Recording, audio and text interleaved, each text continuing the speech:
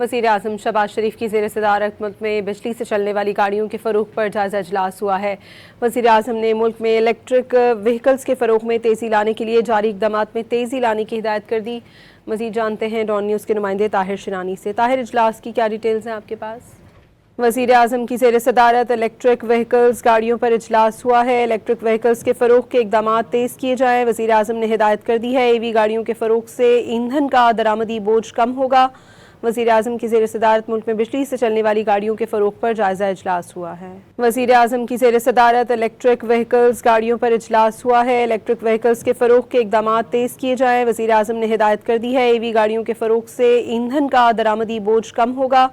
वज़ीर आज़म की ज़ेर सदारत मुल्क में बिजली से चलने वाली गाड़ियों के फ़रोग़ पर जायज़ा इजलास हुआ है। वज़ीर आज़म की ज़ेर सदारत इलेक्ट्रिक व्हीकल्स गाड़ियों पर इजलास हुआ है। इलेक्ट्रिक व्हीकल्स के फ़रोग़ के इक़दामात तेज़ किए जाएँ। वज़ीर आज़म ने हिदायत कर दी है EV गाड़ियों के फ़रोग़ से ईंधन का दरामदी बोझ कम होगा।